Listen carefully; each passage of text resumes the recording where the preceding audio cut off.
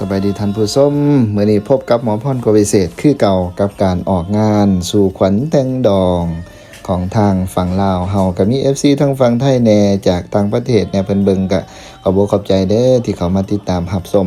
ก็แน่นอนแหละเพราะว่างานแต่งดองนี่อยู่ไสก็มีคือกันเพียงแต่ว่าคันเป็นของทางลาวเฮานี่จะมีเอกลักษณ์เพราะว่าผสมผสานกับวัฒนธรรมฮีตของประเพณีแต่ก็หลายเขตหลายบ่อนก็บ่คือกันพิธีการต่างๆก็บ่คือกันแต่สิ่งหนึ่งที่คล้ายคือกันก็คือยุคปัจจุบันกับยุคก่อนๆสิ่งที่แตกต่างกันก็อาจสิเป็นเครื่องประกอบพิธีต่างๆอาจสิมีความ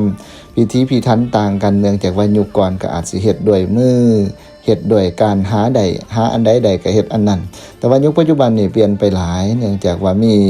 อันใดให้หยิบจับมาเพิ่มเติมเสริมแต่งเฮ็ดให้จบให้งามตื้มขึ้นหลายก็จึงผสมผสานแต่เป็นเอกลักษณ์ก็คือพิธีการของงานแต่ละงานก็คล้ายๆกันดังนั้นแล้วก็นำเสนอให้ทุกท่านได้รับชมนํกันตอนนี้ข้าพเจ้ามางานแต่งของเจ้าบ่าวสุดหล่อเจ้าสาวสุดสวยก็คือสุภกรทิพาพรอยู่ที่เฮือนของฝ่ายเจ้าสาวตอนนี้เจ้าสาวกำลังทำพิธีในการสมมาผู้เป็นพ่อเป็นแม่ผู้มีอุปการะคุณในมือสำคัญกับบ่ถิ่มบ่ป๋าผู้ที่มีบุญมีคุณแก่ลูกจนเป็นฟังเป็นฟ้านับแต่มือที่มีอยู่ในท้องจนเกิดมาเป็นฟังเป็นฟ้าได้ก็แม่นผู้เป็นพ่อแม่นี่ล่ะคงค่อยท่าที่สุดในมืองานแต่งของลูกๆเมื่อได้เวลาหน้าที่เลิกงามยามดีก็เป็นการแห่เอาขันหมากสินสอดทองหมันต่างๆของฝ่ายญาติพี่น้องฝ่ายเจ้าบ่าวเข้ามาสู่สถานที่เฮือนซ่านของฝ่ายเจ้าสาวแล้วก็มีพิธีการมอบว่างสินสอดทองหมันขาดค่านั่งว่างขาเท้าตามหีบตามคลองลาวเฮาอันนี้ก็เป็นบรรยากาศของผู้เฒ่าผู้แก่ของญาติพี่น้องเจ้าโคตรลุงตาเพิ่นได้มอบสินสอดทองหมันบ่ว่าจะเป็นเงินเป็นคำต่างๆก็เอามามอบเต็มที่อันนี้ก็เป็นบางส่วนไทยมาให้ท่านผู้ชมได้รับชมเมื่อได้เวลาแล้ววางสินสอดทองหมันแล้วก็ได้ส่งเวลาของการแห่เขยเข้ามาสู่สถานที่อันนี้ก็เป็นเจ้าบ่าวแล้วก็บรรดาหมู่ญาติพี่น้องเพิ่นผ่านประตูเงินประตูทองแห่ผ่านหน้าบ้านเข้ามาฮอดสถานที่เฮือนซ่านแล้วก็ก้าวเข้าสู่ทางเบื้องในเฮือนนี่ก็ถือว่าเป็นบรรยากาศนี่หลังจากนั้นเจ้าบ่าวก็เข้ามาสู่ในเฮือนแล้วก็ได้เวลาของการเปิดโตเจ้าสาวผู้ที่แต่งโตจบงามด้วยสุดลาวผ้าไหมเบียงแพร่เก่ามวยผม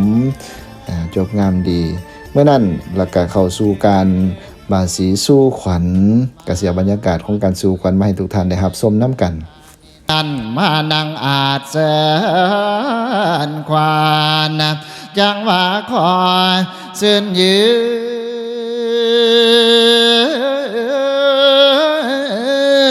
เสือเนาขวัญจำเจ้านางเท่าให้เต่ามาว่ามาเย่ควานเอ็ดขวัญเด้อว่ามาเย่ขวัญ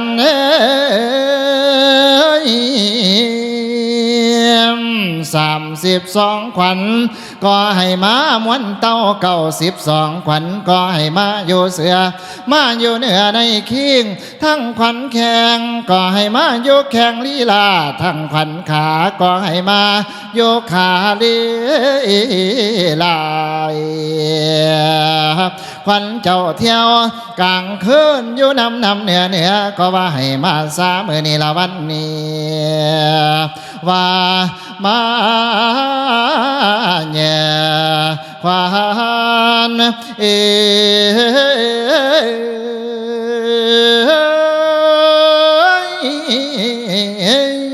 ว่ามาเนี่ยควัน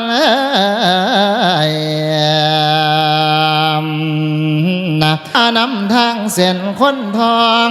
มานำปองเส้นคนทางมานำทางเส้นกว้างไม่ไขว้ขวางน้ำนา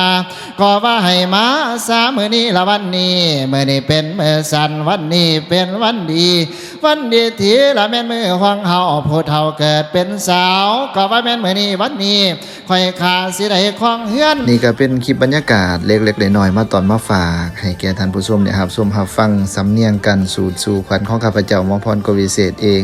หลังจาก นั่นก็เป็นพิธีภาคเสริมในภาคปลายของการสู่ขวัญของการบ่ว่าจะเป็นผูกคอต่อแขนต่างๆก็ดีอกดีใจขอบอกขอบใจเด้อแต่ละท่านที่เขามาหับชมคอมเมนต์แต่ละคอมเมนต์ข้าพเจ้าอ่านทุกๆคอมเมนต์แล้วก็บางเทื่อก็ตอบบางเทื่อก็บ่ได้ตอบเนื่องจากว่าเวียกหลายแหน่แต่ก็ขอบอกขอบใจเห็นทุกคอมเมนต์แล้วก็ทุกกำลังแห่งใจที่มีให้เสมอมามีแต่ว่าฝากกดติดตามกดไลค์กดแชร์คลิปต่อๆไปให้ในเด้อแล้วก็เจ้าบ่าวเจ้าสาวงานอื่นๆที่ยังบ่ทันได้ลงคลิปก็สิพยายามในการทยอยลงคลิปให้ท่านผู้ชมได้รับชมต่อๆไปเอาเป็นว่าตอนนี้ไปแล้ว